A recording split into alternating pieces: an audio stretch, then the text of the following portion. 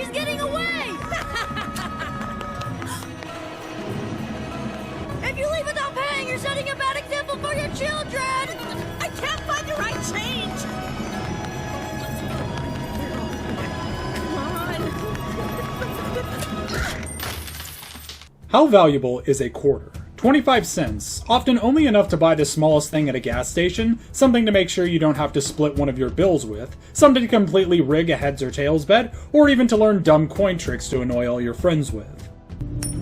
You're starting to piss me off with that coin, Connor. In Plants vs. Zombies 2, I've seen and done myself quite a few different challenges, including specific families of plants, specific definitions of plants, only allowing fruits, nuts, beans, and even restricting the player from using sun altogether. However, what if we extend a new challenge to using only plants that costed 25 sun?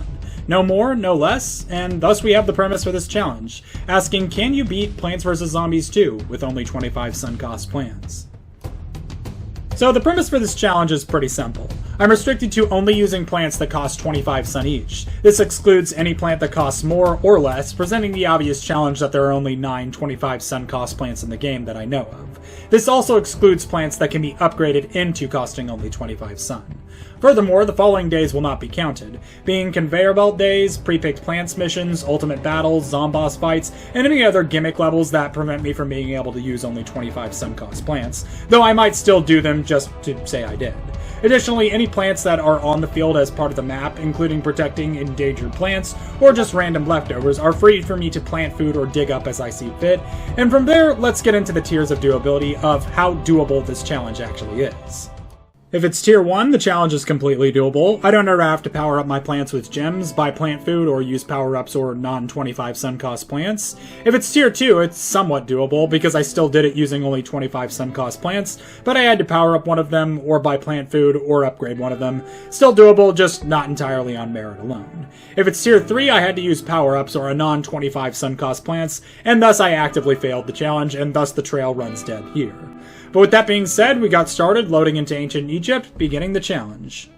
And starting out, every first 6 days of Ancient Egypt on any challenge are automatic wins, due to the simple fact that lawnmowers respawn forever here, making it impossible to lose even if they're force-picked, pre-picked plant waves or not. We attempt them anyways because, well, why not, and get to adding in our first 25 sun plant. And this time around, we're actually going to be starting off with 2 different plants. The first being the recurring character Tomb Tangler, a powerful and sturdy walnut variant that both slows and randomly terminates zombies near it, with its only downside being that it can only be planted on graves or zombie objects. And our other 25 sun plant being the Potato Mine, which everybody already knows what it does. It takes time arming itself, a zombie steps on it, and then something really funny happens. And actually getting into things, we moved through the opening days of Egypt pretty easily, as this is very similar to the Parasites Only playthrough, which also allowed Tomb Tangler, and that's largely because Tomb Tangler is just a genuinely competent plan.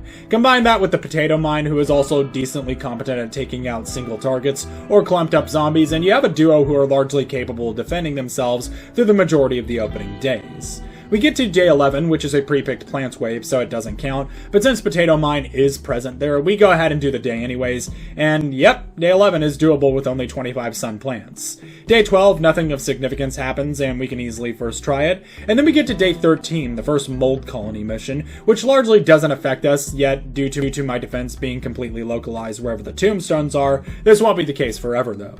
Largely, our success in Ancient Egypt correlates to how many tombstones there are, as long as I can keep parasitizing the zombies' property, we can easily turn the day on the zombies. Day 15 was protect the endangered plants, and normally I would start clapping over the fact that we get free sun, but since all my plants only cost 25 sun and one of their seed refreshes is too slow to ever even cause a sun cost deficit anyways, they largely didn't play any actual role other than just being something that I had to look after. And this actually helped present an interesting yet in hindsight kind of obvious advantage to using only 25 sun cost plants, that even though there is a sun producer we can use, that we probably won't even need it most times just due to most days having a total lack of sun cost for us. Speaking of you leaving, rent is going up. 10 gold a week. Pathetic. I'll give you 20. How do you have this much money? Day 17, never have more than 14 plants. Oh no, anything but that. Yeah, there was no issue here, moving right along. Day 18 is the first plan your defense mission, but there wasn't really all that much planning to do, so I just made an entire minefield out of potatoes and then planting tomb tanglers as fast as I could throughout the day, and we had no problems. Day 19, never have more than 16 plants and survive without planting on the mold colonies. Once again, neither one of these really affect us early on with either one of these, but this probably won't be the case forever. Day 20, protect more sunflowers who serve zero value to us because we're already rich, and we make sure to put potato mines in front of every single one to block off torch zombies, and we're done before we know it. Day 21 went by suspiciously fast for some reason. It pre-picked some plants for us, but it wasn't nearly enough to cause problems, but whatever, it's done. Day 22, literally the same thing as Day 19, still with no issues. We spam tomb tanglers on any grave we haven't parasitized yet, and fill the remaining area with potato mines, making it a glorified World War I no man's land's trench. Day 23 didn't even bother trying to be special, but did send a Gargantuar towards the end, which we didn't have enough potato mines in place yet, so it took the lawnmower, but whatever, it's done. Day 24 was another plan your defense, but once again we made an entire potato minefield and made the tombstones tomb tanglers, and a few minutes later we had won a second time. And with day 25, the only thing left to do was to show Dr. Zomboss what a real man looks like. We had successfully first tried all of ancient Egypt with only a bunch of quarters. A shiny quarter. No, Chris, I'm a warrior. And moving on to Pirate Seas, starting out, we already know seagull zombies are coming, and Potato Mine has no way of hitting them, so we waste no time and add the third 25 SUNCOST plant to the team, which I have decided will be Buttercup. The main reason being that whenever it's attacked, it launches butter, so it instantly destroys seagull zombies, but also it has a relatively fast charge time, and its Butter Splash does a decent amount of damage, making it a competent defender, which I soon learned was an understatement, as Buttercup was easily able to lather up entire waves of zombies in its thick, creamy butter before violently murdering them. This effectively made Buttercup an invaluable asset all through Pirate Seas, even capable of hitting barrel zombies, though usually dying in the process. Its only problem, though, was that when it comes to actually terminating zombies, although it can do it fine, it's comically slow in doing so. Still, though, it was a very ironic thing, as this thing was likely going to be my most powerful plant through this whole challenge, meaning all I had to do in the end was add butter. Add butter. Add butter, add butter, add butter, add butter, add butter, add... Things go on normally without a hitch for a few more days, zombies of different values keep coming, and I just keep adding butter. Potato Mine ended up playing a very minor role in my fights, with it largely just being kept in the back as a last resort if they get past my butter adding, but most of the time we didn't even need it, let alone the lawnmowers. And eventually we get to the first sun production mission at day 13, where we need to produce 2,000 sun. Usually this would be a huge point of contention for me, but the 25 SUNCOST Sunshroom is completely fair game, and it gets us right over the line without even so much as a moment's hesitation. Of course, we don't need the sun, so we just keep adding butter. So, when it came to planning our defenses on day 14, we of course just ended up dealing with it by once again adding butter. Day 15, don't let the zombies trample the flowers, with the added special objective of get the zombies all greasy, so we deal with this once again with our secret tactic to add butter. Day 16, endangered plants, but those endangered plants are spring beans, so we just plant food them with a few dimes, and the day basically finishes itself. Day 17, defeat 20 zombies in 30 seconds. We know that buttering zombies is an obnoxiously slow way of dealing with them, but we can subsidize that by manually activating a lawnmower to push us over the line. Day 18, given plants so we can't butter up anybody, cringe, moving on. Day 19, produce 1,750 sun and don't trample the flowers. We once again solve this with mushrooms and adding butter. Day 20, yet another sun production mission, but it's even less, so we just use the butter to saute the mushrooms, and once again we're through it. Day 21, 5 zombies in 5 seconds and produce X amount of sun. I don't even need to do the lawnmower launch here, as I just plant fooded the buttercups to add butter in sufficient enough volume. And then we get to day 22, the second real challenge of any PvZ2 challenge playthrough, and additionally the first mission I initially failed a few times, being to defend against a horde of imp cannons on a planned defense. Now, you may think that even with Buttercup, that since I have no way of attacking the cannons at the present moment, that this day would cause me significant problem, and you'd be correct, with it being extremely difficult to muster enough firepower to butter up or destroy all the imps when they explode all over us. Oh, looks like the official ZZZ subreddit was right. This was moderately concerning, as once again there's only 9 different 25-cent plants to choose from, and Buttercup, so far from what I've seen, is the most powerful. So this partially puts me into panic mode, especially considering we were barely losing here. Fortunately though, I just temporarily add Stunny into the team, another 25 SUNCOST plants, in order to stall the imps, just barely enough to set up more butter, and finish them all off. I also had to do some stalling with Potato Mine, and probably could have brought even more 25-cent plants, considering we don't exactly worry about sun here, but whatever, it's done. Day 23, 8 zombies in 10 seconds, and don't trample the flowers. I did the most unpredictable thing here, and added butter. Yeah, it was another easy day, moving on. And then we get to the actually surprising stall of day 24, being to protect 2 endangered spring beans. Now, once again, the spring beans on their own are more than capable of destroying a majority of the wave with their attack. However, there's also 2 imp cannons perpetually firing at them in waves, and since they fall asleep for a brief period after attacking, they aren't taking them down in enough time to not be eaten. We can forcefully bring them back up with plant food, allowing them to deal with both the imp attacking and one more before it goes to sleep again, but the problem is, we just don't have enough plant food to do that for 2 entire cycles. I knew this wouldn't be the end of the challenge here, because there was in fact another 25 SUNCOST plants that could probably help us out of this bind, but alas, I didn't have the seed availability at the moment, so I just hung in there, and eventually with the help of Stunny again, we make it through just barely by stalling the imps long enough for the beans to reload. But with the only thing left to do being to explode all over Zomboss, we were officially done with Pirate Seas, and I decided to cut it here, as we had made a great start with this challenge, and with its future being optimistic, yet still uncertain, how many more times will I add butter? The only way to find out is on the next episode. Hey, Patrick. What? I thought of something funnier than 24. Let me hear it. 25. Hello everybody, welcome to part 2 of Plants vs. Zombies 2 with only 25 SUNCOST plants. On the previous episode, we managed to first try all of Ancient Egypt using only Tomb Tangler and Potato Mine, then managed to destroy all of Pirate Seas, largely relying on a single very powerful plant known as Buttercup. Moving on to our next set of worlds, and starting out, we have Wild West, which its main gimmick is the miner carts, allowing you to move plants around in them tactically, though also blocking the other spawns to plant on that tracks with that column. Of course, this doesn't really affect us all that much, seeing as to how we can purchase literally anything for only a quarter, so it really doesn't matter all that much, even if we misplant something. It won't be all sunshine and cheap arsonist gasoline either, though, as Wild West, and in all honesty, every subsequent world that will start getting significantly more armored zombies, something that my Buttercups can stall for 1.4 million years, though they aren't as good at actually terminating this, too, so our solution to that, and largely just to speed things up for my own sake, is just more proactively using potato mines. When we plant a potato mine, in addition to relaunching 2 more when we plant food it also instantly prepares the potato mine itself, so we can rapidly deal with zombies that are preoccupied when they're getting all buttered up. Ah, yes. Thanks for buttering him up. Our main danger throughout the majority of Wild West will be the poncho zombies and the pianos, mainly due to the fact that the pianos, on top of being armored, can screw me over if I launch a lawnmower towards the end. Though since I'm largely not struggling right now, it probably won't be a problem until way later. Day 8, Ultimate Battle Day. Fun fact, Buttercup is wanted in 4 countries for vehicular manslaughter, for some reason all of them using a Prius. Day 9 was a pre-picked plants wave. Fun fact, I planted a potato mine somewhere earlier, but I can't remember where I put it.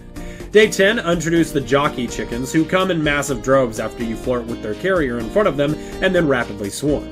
Fortunately, Buttercup can deal with this chicken zombies, as its butter sling does AoE.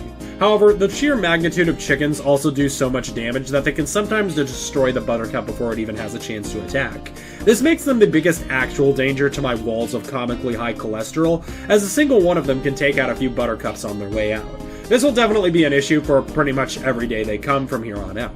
Day 13 introduced the bull imps, which are kind of annoying when they buck an imp over, but unsurprisingly, considering right behind my Buttercups is pretty much always a minefield, the more dangerous part is actually the mechanical bulls, who themselves once again can eat a comical amount of butter.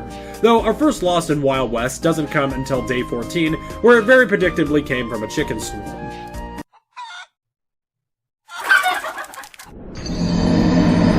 The chickens were able to slip past me twice, largely just due to them activating towards the left side of the map, and being too late for me to stop them from breaking my last Buttercup card. But we eventually got it the third time by tactically using Buttercup's plant food Butter Barrage. Day 15, don't lose more than 2 plants. For once this objective is actually genuinely threatening to me in a challenge. My solution being to spam Buttercups again, but this time instead of just mindlessly spamming them, to instead plant them far back, and plant one in front of them after the previous one takes a few zombies so it doesn't die altogether. Day 16, protect the endangered walnut. This one isn't too big of a deal considering it's a walnut, plus we can just move it out of the way and plant food it if we need to, but largely beat the wave easy while the walnut rides around in his Mr. Beast Tesla. Look at my brand new Mr. Beast Tesla. Your mother! Day 17 being to protect from trampling the flowers, but there's no way the zombies are getting after my wall of cholesterol and the resulting minefield behind it. Day 18, plan your defenses, and I actually failed this the first and second time due to my Buttercups just aren't enough to take on all the chicken zombies, and both times we fell short of this before we even made it to the last flag. I'm not certain if this is a possible thing to get through it using only Buttercup and Potato Mine. Maybe I'll retry this at the end of the series, but for now we temporarily introduce a third 25 SUNCOST plant, being Scaredy Shroom, who is a simple shooter who hides when zombies get close, and powers 3 rows of Scaredy Shrooms whenever it's plant fooded. This is obviously very powerful, and I'm not ready to fully introduce them to the team yet, but they definitely saved the day here. Day 19, another don't lose more than 2 plants, but my little Buttercup strategy doesn't work this time around, so I once again employ Scaredy Shroom again, while still not fully adding them to the team yet, and once I do, we got this pretty easy moving along. Day 20, conveyor belt mission, Scaredy Shroom helped plant the bomb that destroyed Shady Sands. Day 21, don't let the zombies trample the flowers, but at the end of all things, the zombies still just cannot break through all that butter. Day 22, survive with the given plants. One of the plants asked me out on a date, so I ran them over with a lawnmower. And day 23, I don't trample the flowers and don't lose more than 2 plants. I could tell just by the inclusion of chicken zombies that we were going to need Scaredy Shroom again for this, so we make it happen, and just like that, the day is over. Day 24 is appropriately the hardest day of Wild West I can do without Scaredy Shroom, and that it's protecting 3 Mr. Beast Tesla walnuts from being eaten, and generally has this combination of some metric ton of both chicken zombies and bull imps, both of which making protecting the walnuts, and simultaneously not getting Schmeckle dwarfed by the chickens death rushing towards the lawnmower is a rather difficult task. I would say probably half my failures on this day were due to my insistence on keeping it double speed for the whole day, considering I've been conditioned now to perpetually click that button just due to how slow the Buttercups are. It is a fairly stressful fight, but I knew it was possible even without Scaredy Shroom, and we eventually get through it just by being diligent and with watching the walnuts. And with day 25 being to fight Dr. Zomboss, who has a questionable relationship with the cow behind him, we were done with the Wild West. If anything, the tall, skinny ones they worship serve us. And on to Frostbite Caves, and out of the 4 worlds we have done so far, Frostbite Caves is usually the most uncompromising and risky due to the ice of this world. Most challenge plants don't have a way of traditionally melting the ice, so they're stuck with only using standard attacks to break the ice instead, and as you might have guessed, we don't have the ability to melt plants, and without Scaredy Shroom, we don't even have the ability to thaw plants either, meaning once a plant fully freezes, it's pretty much a ruined spot for the rest of the day. We can easily prevent this by just digging up the plants when they're on the verge of being frozen, and the cost doesn't really matter much to us either, but the seed timers and the fact that we will inevitably miss some as time goes on shouldn't go unnoticed. Even more so, the fact that the Hunter Zombie, which throws snowballs at plants to freeze them, will make itself known very early on in Frostbite Caves. Fortunately, the Potato Mine is close enough to the ground to be ignored, but the only way we can deal with Hunter Zombie is using Buttercup is by planting it right on top of him so he doesn't have a chance to throw snowballs and immediately begins eating it instead. Moving on, one of the main plus sides about Buttercup and Frostbite Caves is that for as long as it lasts, Buttercup's floor butter, whether it came from plant food or its standard attack, can't be frozen, making it an effective death trap for most common zombies without me even having to worry about digging it up. This isn't groundbreaking, but definitely helps with the new introduced Dodo Rider Imp, who can not only traverse the ice blocks, but can glide over potato mines pretty often, making Buttercup our only real way of fighting it for now. And having started on day 6 and on second on day 11, we get the first most plants picked days, where most of our plants are picked for us, but we can still bring a few with us in, usually only 2 or 3 plants. This doesn't affect us early on because we are already really only using 2 or 3 plants pretty much every day, but expect this to not always always be the case. Ironically though, I failed this day 3 different times just due to the fact that the opposition was really bad, so much so that I once again temporarily added Security Shroom to the team again, which at this point I should just add it permanently onto the team. Like, what are we at 25 cents plants from 4 or 5 now? Okay, I'll add it the next world for sure. Day 12. Plan your defense on the one world where we cannot actually plan a defense because everything will freeze instantly, so we settle with only tactically placing a few buttercups early on, and actually instead just play this day normally, considering once again my plants only cost 25 sun. I even first tried this day too. Day 13, don't trample the flowers, but the real danger here is the Gargantuar that shows up, who we fortunately do have a way of dealing with fairly effectively using the potato mines, and Buttercup can actually release butter on these things too, whether that be from beyond the grave when it hits them, or accidentally hitting it when it's bit by another zombie. Not bad at all. And then we get to day 15, where we protect 2 endangered pepper poults. The plus side of this day being we actually have a brief location where my plants are protected from the ice, and pepper poults in general aren't terrible fighters either. I usually struggle with this day on challenges due to zombies being able to slip past my plants and get the pepper poults, but spamming Buttercup easily holds the line. Day 17, I'd like to take this day to mention that there has also been numerous plants that come already on the map but they're frozen, which are normally meant for me to unfreeze them, and in some challenges I do, but since I once again have no way of thawing them, they just serve as comical obstructions for me. Day 19, Stunnion actually makes a return to my team on this most plants picked mission as one of the pre-picked plants. So, obviously I'm allowed to use it, but like Scary Shroom, it will have to wait its turn to get officially added to the team. Just to keep things interesting, I'm only adding on other 25 cents plants over time. From here, we also had introduced the Troglobites, who pushed in an amount of imps in on ice. The obvious problem here being the complete area denial they cause, and that I have to let the Troglobite get away with pushing however many he has on before I can actually target him. And this makes it very possible for a Troglobite to successfully make an entire lane completely unplantable for me. Fortunately, we do still have ways around that even enough, though that is with Buttercup's plant food splattering launched in 3 whole lanes. Needs a bit more butter. Day 21, Incineration, Fire, Arson, Big Chungus. Day 22 introduced the Weasel Zombies, who are so supposed to be a buff from Chicken Zombies, due to the Weasels having more health and the carrier able to take some hits before dropping them, but all in all, Weasels are much slower and come in less volume, which means Buttercup can take care of them much more effectively. They are still something we need to look out for, obviously, but they're just not that bad to deal with. Day 23, protect a lane of Chard Guards in my yard. Unfortunately, we take the time to acknowledge that Chard Guards are competent plants, and we really only need to make sure that they don't waste their leaves on something stupid. First try it, moving on. Now, day 24 is a sun production mission, which means for most challenges it's pretty easy, because even if they banned a sun producer like I do, they could use it during this day and get through it pretty effortlessly, no big deal. However, day 24 stays difficult due to the fact that it also has the worst freezing cycle of all of Frostbite Caves, pulsing pretty much every single wave, and at some points twice in a row at once, making keeping a majority of your plants thawed next to impossible. This combined with having to produce 2,500 sun makes it an extremely difficult mission for challenges, as there's just no way to prevent all of this area denial. The most powerful strategy we can muster, though, is when it comes to the last wave, where we can confirm no further snow winds will come, and thus we can just use Buttercup stalling zombies for a significant amount of time to spam plant sun shrooms and get us just over the edge, finally finishing out this day. It's done, moving on.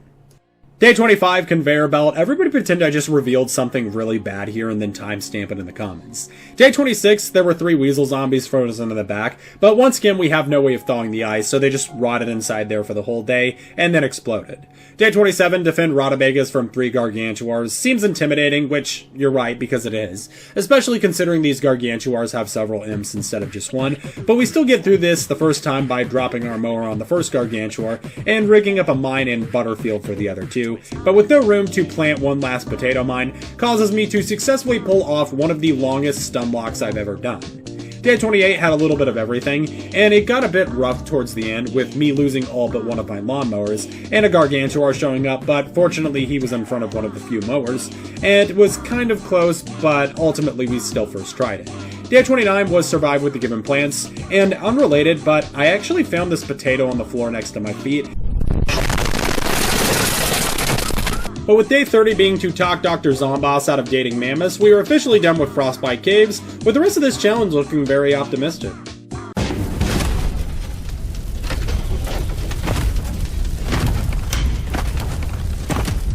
Damage is done. All I want is a conversation. No need to do any more. Hello everybody, and welcome back to Beating Plants vs. Zombies 2 with only 25 SUNCOST plants, Part 3. On our previous episode, we added butter to the Wild West, and then exploded inside the zombies in Frostbite Caves. And also added butter there too. And moving on to the fifth world, the Lost City, which is generally considered one of the easiest worlds of these typical challenges, due to the fact that it comes with its own sun production. However, since all of my plants cost the lowest possible amount that isn't zero, this whole addition doesn't really remotely affect me. And as promised last episode, I am finally going to be permanently adding Scaredy Shroom to the team, so I can stop subbing it in all the time, leaving it as our sole ranger for pretty much the rest of the challenge. And as mentioned last episode, Scaredy Shroom is rather powerful, as it's basically a 25 SUNCOST shooter that when plant fooded, fires a rapid attack alongside all other nearby Scaredy Shrooms, making its plant food effect actually one of the better attacks in the game. We're introduced pretty early on to the Shovel Zombie, which stands as a rather dangerous combatant to us, due to its infamous ability to completely ignore all frontal projectile damage, making Scaredy Shrooms against them entirely useless, and digging up plants and throwing them behind itself instead of a standard attack most times. Though we can still hit them with buttercups, both on their way out after being shoveled, and if we just plant them in a way next to them so they try to eat them instead of a shovel. So, also, we can just plant potato mines and have them blow themselves up with them. Oh, fuck. Moving on though, there were still a few other zombies we would need to be worried about in the Lost City, but for now we were cruising fairly easily. Our first interesting day comes on day 12, where we're tasked with producing at least 5,000 sun. We can easily pass this with sun shrooms, but since I've already proven it is possible to use only sun tiles on it, on my other challenges to do this without any other sun producers, I give it a try anyways, and thanks to Buttercup it's not even close. Day 13 and 14 were real days, I just used illusion to trick you into thinking they were conveyor belts that didn't count. Day 15 was protect 2 Akis at the top and bottom lanes respectively, but since Akis are competent at taking out shovel zombies, we had no problems just popping buttercups in front of them. Day 16 totally wasn't the ultimate battle wave day and I skipped it, completely totally ruining this challenge. And day 17 introduced the tent imps, which just present me with the unfortunate reality that I will never be able to use Tomb Tangler on this world, even though a buffed Tomb Tangler can be used on tents. In any case, we can easily just keep the imps off our sun tiles with buttercups. And speaking of zombie types, the Umbrella Zombie came shortly after the Shovel Zombie did, which initially may not seem like any issue to me at all, as my Scaredy Shrooms can hit it just fine. However, out of all the zombies, my Buttercups so far have been able to hit directly almost everything. However, when it comes to Umbrella Zombies, they can't, and won't even react if they get bitten by one either. They can still get buttered by leftover gobs if it left on the floor, but the fact that they're incapable of defending themselves against lone umbrellas makes them the first actual counterforce of adding butter. Day 22 is a pre-picked plants wave, so naturally it doesn't count, but Sunshroom was on the roster, and it was one of the trap missions, and as you might have guessed, yes, it's completely doable using only Sunshroom to activate the traps. Day 23 was a don't let the zombies trample the flowers, and it got kind of close towards the end, but not really anything too significant, just due to how powerful Scaredy Shroom's plant food ability was. This was why I was kind of dragging my feet fully adding it to the team, as it's just a really powerful plant all around. I may ban using its plant food ability later on just to keep it competitive, the same way as I usually ban sun producers, because right now I'm really not facing all too much difficulty when I use it consistently. The Dragonfly carriers, which came a few days ago, along with any flyers for the rest of the challenge, present a pretty consistent problem for me though, largely because they can shut down 3 entire lanes of Scaredy Shrooms by just getting over them with their speed, requiring me to either waste a lawnmower or waste a plant food just to get rid of one of them if they make it to the back lane. Day 26 being extremely close, with the introduction of the Crystal Skull Zombies, who blast anything in front of them in combination with the Dragonflies, left me desperately planting Buttercup towards the end and just barely able to stop the Buckethead at the end of all things with just more butter. Looking back, I think it may have been real butter. Your husband murdered 3 children. Day 28, it was another trap day, just like the shotgun door trap I set up behind me for no specific reason. Day 29, the Lost City finally decides that it wants to start fighting seriously, and sends me Gargantuars as well as Dragonflies and other generally unpleasant zombies that I have to consistently re-coordinate to fight off. I won this the first time again, but hey, it was a fair bit close this time around. Day 30 was don't plant on the mold colonies, and this was the most difficult day of the Lost City. However though, the Lost City was rather rather easy overall, with me able to first try almost the entire world, and even on this day only having failed twice before coming up with the solution the third time around. I was struggling because the dragonflies kept overtaking me and setting off my lawnmowers, with no way of getting behind them. We make it past by more quickly spamming scaredy shrooms early on, and eventually we finally got through it. And with day 31 being a pre-picked plants mission and day 32 being to fire a torpedo into the boat of Unsinkable Sam, we were done with the Lost City. And opening into Far Future, we were obviously not going to struggle at all early game, even when some of the earlier mechs came along. We do get jetpack flyers early on, which I've already brought up that are a potential hazard due to the fact that they bum rush my back defenses, temporarily stopping all scaredy shrooms, but since, unlike dragonflies, which are separate from the zombie they carry, the jetpackers are the whole zombie, and they don't really have all that much health either. All in all, nothing's really that big of a deal early game, and we appropriately just smash our way through every day, with even the Sunbombs day not being an issue at all, as once again, our plants literally cost less than what you would find under a vending machine. Day 5 is where I introduced my really only one-time plant, the EMP, which really only has one use that I know of, and that's to temporarily deactivate electronics that zombies have. There are a few other robotic zombies in the game that I know of that EMP might work on, but largely we probably won't be hearing from it again after this world until the modern day. And things escalate fairly normally in Far Future without a hitch, with me able to actually beat waves for the first time at a challenge in a long time, and me generally not struggling with any of the zombies, which was only amplified by Scaredy Shroom's plant food being used on the power tiles, causing me to basically wipe entire waves multiple times with a single plant food. It was so powerful that I decided to ban the usage of it outside of complete necessity, at least for the rest of Far Future, starting on day 10, which was a horrible day to start, as it also introduced the disco mechs. Mechs that, although very tanky on their own, also call down several flyers every now and then, which further threatened to shut down my scaredy shrooms in the back. This can be very dangerous without using plant food, and despite this, for the moment, this was exactly what we needed to keep the fights interesting, with me actually starting to tactically use my lawnmowers again and actually hold my breath a little bit. This led to me starting to employ potato mine more consistently again to get rid of the mechs, while also loop stunning them with Buttercup and EMP. Yeah, mechs become infinitely less intimidating if 80% of the time I'm jamming their systems with either shock therapy or jamming their systems by buttering their systems and then randomly exploding them. The football mechs come by not much later, threatening to do nothing more than really just mess up the symmetry of my lawn, as even though I've probably said it like 10 times now, but literally everything I have is dirt cheap. But aside from that and being really tanky, they can't quite do much once I start shaking my peach on them. Day 15, defend 3 annoying oranges, not a problem at all for us, as Buttercup more than easily satisfies the defense requests while they destroy anything that we miss. Got this futuristic laser gun. Day 16, another plant asked me out on a date, so I murdered them. Day 17, pre-picked plants, I also ate the plant that I just murdered. Day 18, sun production missions aren't as easy on me as they are in my other playthroughs, because both the sun shrooms are fairly weak sun producers, and sun doesn't really play too much of a role for my plants altogether. However, it's still more than doable, and we make it through it roughly the first try, no issue. Day 19, sun bombs and tons of mechs, and it almost causes me to use Scaredy Shroom's plant food again, but I muscled through it and additionally made use of the sun bombs to blow up the remaining mechs. Day 20, Starfruit protection, and usually I would struggle with this day, as it calls for me being needed to protect on 2 fronts. 1, protect the Starfruits, and 2, protect from the imps that spawn behind them, but since we can get a lane of Scaredy's and Buttercups down really fast, this day really gets easily first tried. Day 21, at last, some difficulty. I'm tasked with producing 5,000 sun while also not having more than 16 plants. The plan for this generally being to pop sun shrooms on all 4 of the square power tiles and frequently plant food them. The problem is we have the disco mechs to deal with and not really a competent amount of Scaredy Shrooms to deal with them. Thus, leaving our only option to spam them with Death with Butter, as although the Butterglob's Buttercup slings won't be targeted by the flyers, if I cast its plant food effect, the Butter Ram will hit them and has a significant chance to instantly destroy them too. We give that a few tries and eventually we make it through.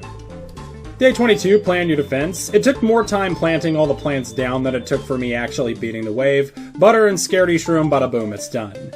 Day 23, never have more than 15 plants. Fortunately, we can survive this with just 2 lanes of Scaredy Shrooms if we tactically use other lesser abilities too. All in all, first tried it once again. Day 24, a whole horde of mechs come, but since I have no limits on my scaredy shrooms, I can just plant them endlessly while also endlessly stalling with butter and peaches. Due to the power tiles, I did accidentally also plant food a scaredy shroom towards the end, because it was also on one, but since I was going to win this pretty perfectly regardless, just using the buttercups, I decided to not count it. And with the only thing left to do was to tell Dr. Zombos to stop roleplaying as Mecha Man, as he doesn't have the required Riz amount, we were done with Far Future, and I decided to call it here for this round, and just like that, we had easily made it through both the Lost City and the Far Future without much resistance for either, which shouldn't be too surprising, as both the worlds grant plant buffs instead of debuffs, leaving us with only really nasty worlds ahead of us though. Still, I was fairly optimistic that things would work out in our favor.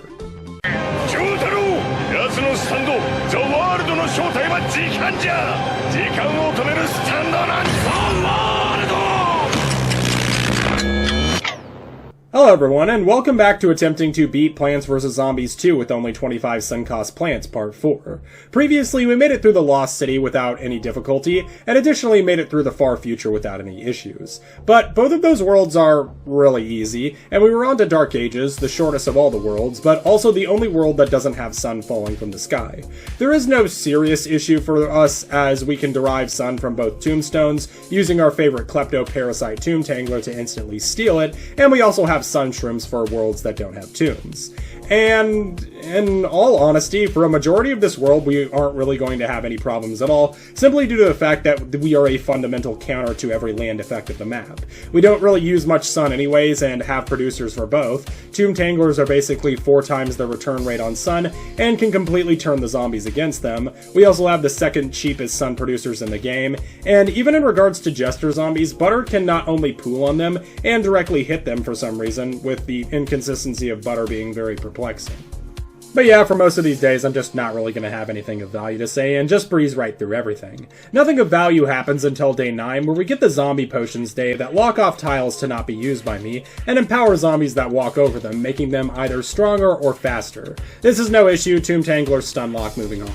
And right after that, we go back to blitzing our way through pretty much everything. The wizard zombies show up not much later, who can potentially be an issue if they don't come alone, specifically if they don't have an armored zombie in front of them, but then again, that's what Tomb Tangler's insta-kill attack is, for slaughtering them instantly. Day 12 is an interesting day because it requires you to protect puff shrooms throughout the day, but since puff shrooms slowly disappear over time and can only be refreshed with plant food, it requires you to consistently feed them it throughout the day. However, this isn't hard by any means, mainly because they constantly spawn in plant food tombstones, and we can beat it without even using sun shrooms. Day 13, Conveyor Belt, you will be visited by a void monster tonight in your sleep. Day 14 is a produce sun mission, but it also locks you to specific sun producers, so this day in a larger sense doesn't count, but we attempt it anyways just using our own plants as defenders, and we have no issues. Day 15, plan your defenses, but there's not really much planning going on. We just fill the entire map with scaredy shrooms, landmines, and buttercups, and adding in Tomb Tanglers as fast as I can, and soon enough we're done. Day 16, with only 4 days left, finally gives us some difficulty, with the king zombies that will turn peasants into knights, making it much worse on us because scaredy shrooms, even in groups of 3 or 4, aren't going to take out a single knight in a competent amount of time, so we revert back to using mostly Tomb Tangler and potato mines, and even lose a lawnmower, but other than that, we still made it through mostly fine. Day 17, Potions Part 2. The tombs spawning throughout the waves are supposed to make this more difficult for us, but Tomb Tangler causes them to have the opposite effect, and I even murder the Gargantuar at the end just for the funny.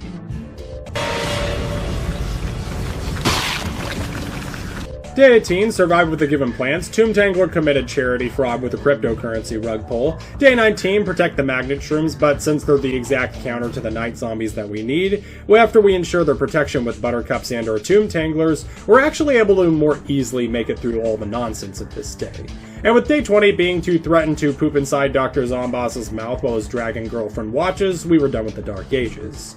And then we move on to Neon Mixtape Tour, one of the harder of the challenge worlds, due to its wide variety of insta-kill zombies and the nonsense each of them brings with them. This will become apparent before even day 10, with a handful of them being introduced in no time. We additionally get a handful of unique fights in some of these missions, which will become more prevalent later on, with arguably the most powerful zombie summoner in the game in this world. But there's not really too much to talk about on these opening days, and we make it through most of them just fine. Day 5 protects some nonsense, and it's worth noting that in regards to other challenges, we're at a significant advantage when it comes to protecting endangered plants, as not only can we spam plant wherever we need, but we also have things like buttercups and another stunner, which will get reintroduced later, which will allow us to stun lock pretty much any zombie we need to, meaning if we can get any finale wave down to only 1 or 2 lanes, I can basically win no matter what, as with my butter, I can just slowly whittle them down with their time-stopping butter. The time has frozen. Yeah, but anyways, moving on, there are a lot of pre-picked plants and conveyor belt waves in Neon Mixtape Tour, it's strange. And on day 11, a pre-picked plants wave, I had a potato mine on it, so I went ahead and gave it a shot, but no, I don't think it's mathematically possible for this one. Whatever, it doesn't count, moving on. Day 12 introduced our first Garg of Neon Mixtape, which are particularly dangerous in this world due to having a ranged insta-kill attack whenever their song is playing. Well, I should preface this by saying normally it would be dangerous, but 25 some plants is hardly a loss of anything. And it isn't until day 13 that we get to our first loss of a day in a while, being due to my insistence on not using Scaredy Shroom's ultimate plant food, as it's a plan your defense day with roller skaters, rappers, and tons of bucketheads, meaning the only competent way we are getting past the bucketheads fast is with potato mines, but there's just too much that comes towards the end, and the barely ending up managing to overwhelm us pretty much every time. Thus, I reintroduce our old friend from before, the Stunnion, who can powerfully slow any zombies directly in front of it for a decent amount of time. However, even with Stunnion, I wasn't able to do this, which was now putting me in a partial panic mode, as this day could now become a potential run killer. Yeah, the thing is that I'm making it through most all of these days first try ever since I added Scaredy Shroom, but the big problem is that there's only 9 25 SUNCOST plants in the game, and the only 2 I haven't used yet are both aquatic only, meaning pretty much everything I've got is what you see here. I eventually give in and decided to use plant food on the Scaredy Shrooms, even to the point to where this was one of the only points in the entire game where I actually ran out of sun, and we do still make it with a fair bit of breathing room to spare after I use the plant food. I'm still ashamed. My new prison is shame. My new prison is shame! Day 14, yet another pre-picked plants day. I don't even have a joke for this yet. Day 15, guard the fat beats, but their slowing is actually a welcome addition with their little bit of damage, considering I'm protecting all of them with butter, and with their help we get through this day with little issue. Day 16, ultimate battle wave, Stunnion as a look smaxer. Day 17 and 18, we were temporarily back to just using the communism strategy of spamming a nonsensical amount of 25 SUNCOST plants, coating the map in a thick layer of butter and Scaredy Shrooms. Mainly, I kept using this strategy because it was largely just the strongest thing we could muster. We keep pushing too, largely not really changing our strategy either in most cases, just capitalizing on our ability to basically stun lock some zombies forever. We don't get our next failure until about day 21, where we're tasked with not letting the zombies trample the flowers. The failure largely coinciding with the fact that breakdancing zombies tend to throw other zombies on top of your flowers, so I have to plant butter on both the tile in front of them and behind them, but after making some corrections we finish it pretty well. Conveyor belt, conveyor belt, conveyor belt, I'm becoming more feral by the second. Day 23 introduced the Nerd Zombie, who is arguably the most powerful summoner on the zombie side, as his arcade can create entire hordes of digital zombies, including bucketheads, making him a formidable opponent even for the plants of Neon Mixtape Tour, including Spore Shroom, who is ironically supposed to be the counter to him. Plus, they are just pretty tanky in general, as is with all the zombies with his physique. It's not too big of a deal when we have 4 whole Scaredy Shrooms popping him at once, and if he pushes the arcade into an active potato mine, it goes off instead of being destroyed, instantly breaking his machine. We don't have our next loss until day 26, where we're tasked with protecting some Spore Shrooms, but I made the goober decision of not letting the punk rockers kick them further back in the lane, so that it would be easier to defend, and they got rapped on by the rapper zombies who rapped all over them, who we just let the punk zombies kick them back next time and finish the day fine. Day 27, it's getting harder to ignore the screams. Day 28, I don't know, the jukebox zombies show up en masse on all your plants, but that doesn't really apply to instant effect plants, so we kind of just refer back to the communism strat.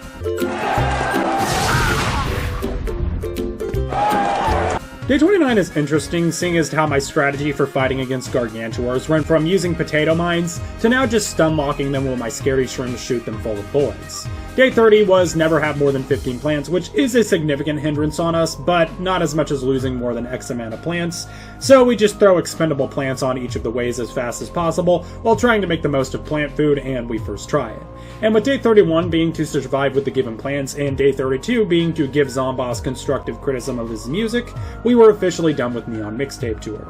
And we are on to Jurassic Marsh, where there is officially no more even inkling that the world is easier now. With the Jurassic Marsh's heavily armored variant Boneheads showing up in the very first wave, potato mines will help us deal with them all early game. Now, in Jurassic Marsh, the dinosaurs can get pretty bad, especially in later game with the T-Rexes and Ankylosauruses, but largely another huge contention about Jurassic Marsh that makes it difficult is the blatant increase of armored zombies, having potentially more of them showing up than even later worlds, and all of this starting almost immediately. I mean, yeah, early on the Raptors can kick zombies over defenses, including our butter, but we also have 2 stuns at hang 'em high ready at all times, even if one of those is just planting more butter to time stop them. The Stegosaurus is a little bit more dangerous than the Raptor due to the simple fact that it can launch zombies into lanes that already had lost a lawnmower, meaning it can solo end days, but considering my plant composition, the likelihood that I don't catch them doing that in time is fairly unlikely, so it's just more of a mild inconvenience. I am a Stegosaurus! Pteranodons were the next series of Jurassic goobers who drop zombies on the opposite lane in the opposite direction, but have the hidden plus side of making that zombie no longer able to win the day. Day 12 is don't lose more than 6 plants, abruptly causing our first loss of this world due to my expendable strategy not really capable of functioning here, so we have to be ultra preservative with our placements, even employing my previous strategy of planting in front of the buttercups after they've been used. I actually failed this twice, with the second time being just because I simultaneously came to terms with the fact that I would probably need to use Scaredy Shroom's plant food effect. Whatever, it's done, moving on. Day 13, nothing of importance happened, and we are largely just able to out-attrition the zombies. Day 14, survive with the given plants. No, I'm not going to test if I can stall the whole wave long enough with sun shrooms. Day 15 had me protecting some primal walnuts, and fortunately we have the exact correct tools for the job though. One does get a bit low towards the end, but we also had some plant food, so we just turn that walnut to stone with it, and we get through the day pretty fine. Day 16 was the ultimate butter wave, and we get back to just punching our way through the heavily defended areas of Jurassic Marsh, with my in-game strategy being more than satisfactory with most of these zombie waves, and not really needing to change my strategy for non-special days. Day 20 has us producing at least 5,000 sun, but with Sun Shroom there's no real problems here, even with raptors trying to dropkick zombies all over them all the time, including but not limited to Gargantuars. Day 21 is the introduction of the T-Rex, who is capable of giving a loud roar that will cause all zombies in that lane to move extremely fast until they collide with a plant. Normally, this would be the second or even the worst dinosaur of all for the challenge playthroughs, as the instant blitzing can be hugely negative to destroy entire plant defense lines, and this applies to my plants as well, but given I have all cheap, mostly all fast, refreshing plants, I can pretty much use all of them against the T-Rexes as glorified speed bumps, clavicular style. Is he dead? Hopefully. And after that, we were entering into the final days of Jurassic Marsh, and so far, most of the world has been pretty easy. I was still concerned, though, as it's usually the final days of Jurassic that are the hardest. That fear was resolved when I was able to first try the Ankylo introduction day, with their main gimmick being slamming into the nearest plant, knocking it back with a zombie, and even capable of dodging lawnmowers. Joke's on them, I just speed bumped them. Day 26 was don't plant on the mold colonies, all while also protecting against the Ankylos, putting me in a fairly tight situation. I did fail this the first time, but ironically it wasn't because I lost the wave, but because I accidentally pressed the zap button, prompting an automatic restart. I make it through the second time just fine, but even then, imagine my shock. Day 27, plan your defense. Surprisingly, significantly easier than the Neon Mixtape tours due to the Jurassic Marsh's lack of insta-kill plants. Even the Ankylos can't get past the potato minefield. Day 28 had a somewhat close fight with me losing half my lawnmowers towards the end, but largely the Pteranodons screwing over their own side by switching around all the armored zombies. Day 29, given survive with plants And day 30 was the last big effort of the Jurassic Marsh zombies, with them sending numerous gargantuars and buffing them using T-Rexes to lightning blitz past the lane. Our stuns end up proving just too much for them, with the end predictably being me stun-locking several of them at once, including the Jurassic bullies too. But with day 31 being survive with the given plants yet again, and day 32 being to awkwardly find out that Dr. Zomboss loves clankers, we were officially done with Jurassic Marsh and part 4 of the challenge, leaving us with only 2 worlds left, and after that, our challenge will be won. I smell fish guts and aftershave.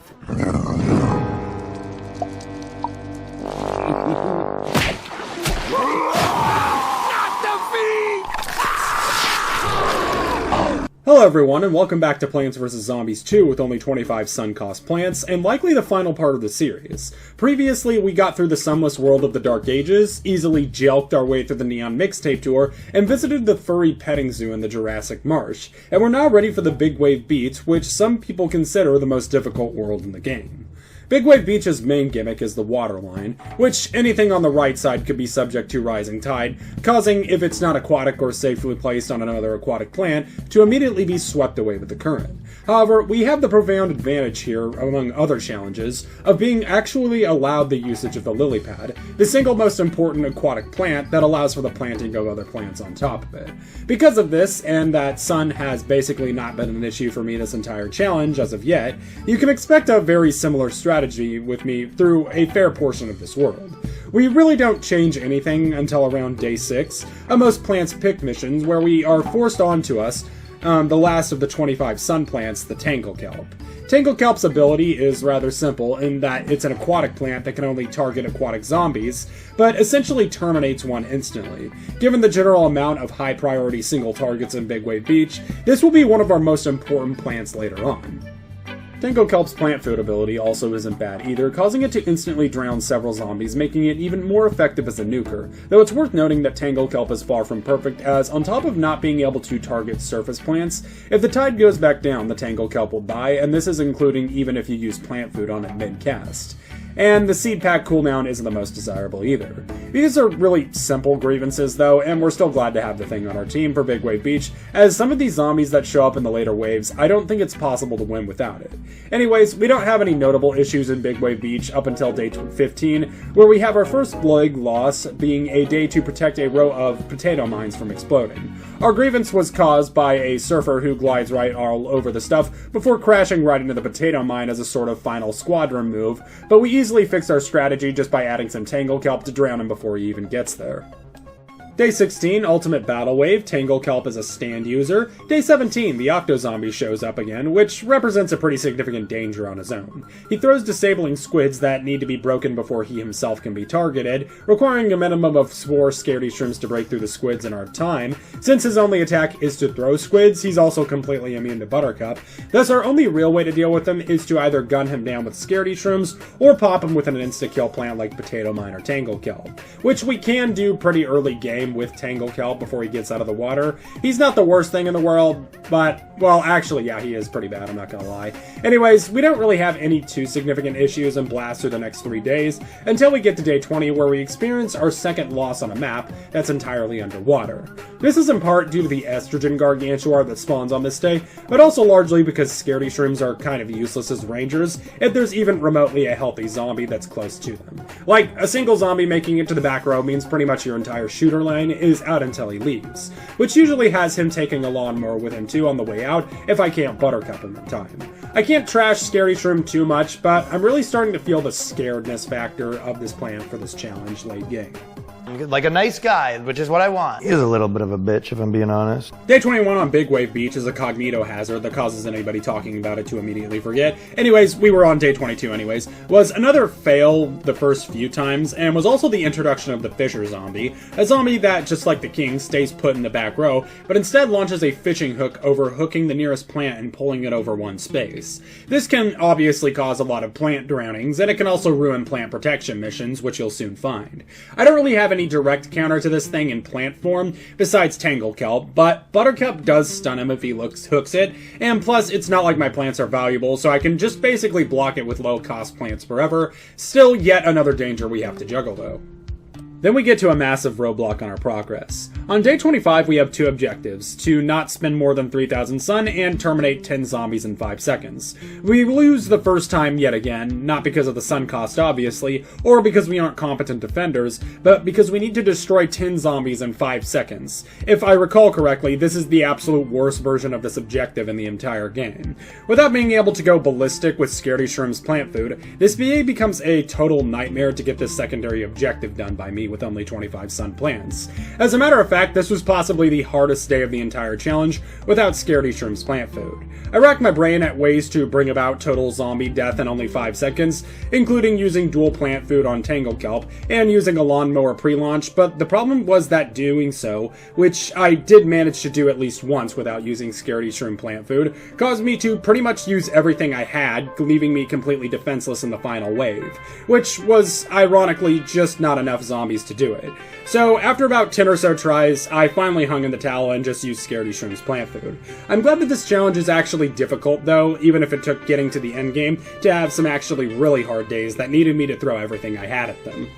Day 26 for some reason made me think that maybe we missed talking about day 21. Day 27 was a most plants picked, and the map was entirely underwater, which did make it a fair bit more difficult, and it was definitely close too, as we lost most all of our lawnmowers throughout the day. But hey, it just meant that we might have to get our feet wet, if you know what I'm saying. Day 28 is the first Don't Lose X amount of plants mission in a while, which is thankful considering that's the exact type of mission that directly counts me. Largely here though, it's due to both the Fisher zombies and all the fast surfers whose first reaction is to stab the nearest plant with their surfboard like a pike. Fortunately, my solution the second time around was Tangle Kelp, in the sense that using plant food on it doesn't cause the kelp itself to be consumed, but still takes out several zombies. Day 29 was a plan your defense, and just like most plan your defenses throughout this entire challenge, the hardest part was not sticking my hand into a blender while patiently placing every single plant on a grid, so I can complete the entire day in like a minute. Day 30 had us protecting a back row of guacodiles, which are at a constant fear of getting sniped by a Fisher zombie. Unfortunately, this is the exact thing that happened to me. Fortunately though, this happened only once and I was able to fully course correct, just shoveling buttercups, Scaredy Shrooms, and whatever else I needed to in front of them to postpone their death. But with day 31 being a pre-picked plants day and day 32 being an obligatory joke about Dr. Zombos being a shark furry, we were done with the Big Wave Beach. Moving on to modern day, and huzzah, we're on to the final stretch. Modern day can be a little bit intimidating just because of the massive zombie amount increase compared to every other world, but it isn't exactly the worst world I would say either, and this is even in regards to its other world effects, like having time portals that shoot zombies from any era out of them, and also sometimes having tombstones. Speaking of which, since zombies of any eras can come out, we actually tag EM Peach and Tomb Tangler back into the fight, with lily pads and Tangle Keps having fully served their purpose now. Modern day almost immediately gets us into rough fights, with me losing lawnmowers on as early as the first day. Though on day 6 we get the unique challenge of producing 4,000 sun, and there is sun tiles on the board too. Now, I can easily completely do this with sun shrooms, and it wouldn't even be a problem either, seeing as how sun producers played virtually no role in this entire challenge, but just to prove that this day can be done without sun producers, we stall at 10 till we have it. Day 7, on the other hand, was pretty rough. With the return of our old friend the Octo-Zombie, combined with the nonsensical Samurai Jack time portals everywhere, we failed this day a total of 4 times, though one of those was just being an early rage restart. Overall, yeah, the estrogen gargantuars are pretty bad, but the real issue is with just how many of these Octo-Zombies there are, and the fact that even a single one of them is capable of locking down multiple lanes. I don't remember what my exact solution was for this in the end, whether that be potatoes, Scaredy Shrooms, buttercups, some combination, or just locking in, but on the 5th try we finally barely made it out. Day 8, I will not make a theory video on Bejeweled, I won't even play it. Day 9, pre-picked plants, I can't remember what happened on day 21 of Big Wave Beach, and it's driving me nuts.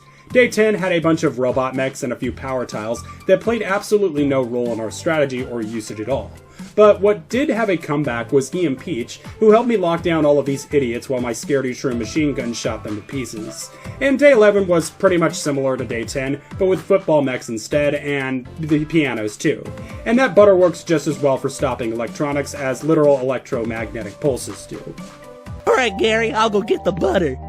Day 12 had tasked us with not losing more than 10 plants, and I'm gonna be honest, even though this is the objective that counters me, losing less than 10 plants, especially with all the strategies we've obtained over time, is more than doable by us. It gets a bit close towards the end, but that's also because at that point I was just being reckless. Whatever, it's done, moving on. Day 13, I will not bejeweled myself, I will not do it. Day 14, can someone rewind to what I did on Big Wave Beach Day 21 and come back here and tell me? And Day 15 was our next loss, being a Protect 2 Primal Walnuts mission. The loss wasn't too bad, just me coming to terms that I wouldn't be able to stop the balloon zombie in time. Whatever, we just correct with a few more scaredy shrooms, as they are the only ones who can actually deal with them, and bada boom, it's done. Day 16, Ultimate Battle Wave, I don't have a joke for this one.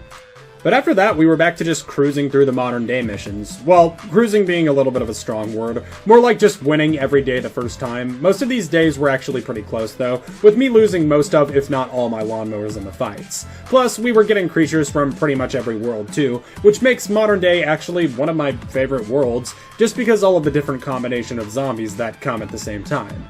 I'm not too much of a fan of the Samurai Jack time portals in the middle of the map, but other than that, it's probably a tie between this world, Neon Mixtape Tour, and Dark Ages for my favorite world. Then again though, I think pretty much every world is pretty good in regards to development and enemies, with the exception of only a few zombie outliers. Nevertheless though, we were making great progress on the challenge. Also, we kept having these instances of the ends of days where zombies would get buttered, murdered while they were getting buttered, and instead of dying, they kinda just waited there at the end, like we needed to keep shooting them or something. That's more like it. Day 25 is nothing more than Dr. Carrot from Chowder's college thesis, and Day 26 we fail the first time for the dumbest reason, because yet again these balloon zombies caught me on an overhead with the scaredy shrooms, and since they can't be attacked by anything else and I had already lost a lawnmower, it was a restart. Nevertheless, that was all the correction we needed, and we proceeded to add butter all over the gargantuars. Day 27, this minigame mentally annoys me. Day 28 is a Produce 3000 Sun mission, which I failed the first time due to not taking the sun production seriously, but once again, since sun shrooms are as dirt cheap as everything else in my arsenal, I can just correct this by also spamming it, and we get through the second time. Not easily, but well enough. Day 29, I once again failed the first time due to these damn balloon zombies, but we can once again easily correct this with more scaredy shrooms, and because there were tombstones on this day, I was very glad to see Tomb Tangler in my arsenal again. And then we get to Day 30, which is often depicted when it comes to challenges to be the hardest day in the entire game, with a really close-up don't trample the flowers objective, and plenty of zombies that can immediately get right up to it like football zombies. Fortunately, and for the last time, our 25 SUNCOST plants are a total counter to this, and we have a great deal of stopping power to protect ourselves from it too. And we were such a counter that I actually thought I might first try this day. Unfortunately, I kind of ape-brained early on, thinking that I could stun-lock juggle 4 gargantuars at once. I could not, but we were able to get through it on just our second try. And I've spoken about this before too, but compared to Day 30, Day 31 is basically just a victory lap that tries to shill escape route to you. It's not hard to do at all, nor does it take all that long, and it's basically just the anticlimax of the series, so we first tried it. And with only days left being Dr. Zomboss nonsense, we were finished with the challenge, and I had successfully beaten Plants vs. Zombies 2 with only 25 SUNCOST plants. In regards to how hard this challenge was, I would probably rank this at around low to average difficulty, as most days aren't too difficult, but there are definitely a few really bad missions, and it's not always easy enough to be considered a cakewalk. I would give the MVP of this challenge to Scaredy Shroom, considering they were the only plant that could hit the flyers, but honestly I think Buttercup deserves it more just because of how many times it saved the day with its stun-locking everything. But if you enjoyed this series and you want to see more like it, please leave me a comment down below letting me know your thoughts as well as what you'd like to see next, both Plants vs. Zombies and otherwise. And if you're new here, please consider subscribing, as among my channels I upload new long-form content every week, as well as new shorts every other day encapsulating variety content, including challenges, guides, memes, audience participation, playthroughs, and even theories. Also, join the Discord with the link in the description as well as the pinned comment to become part of the show. But with all that being said, thank you all again so much for watching, and big thank you to my channel and Patreon members, and I will see you all next time.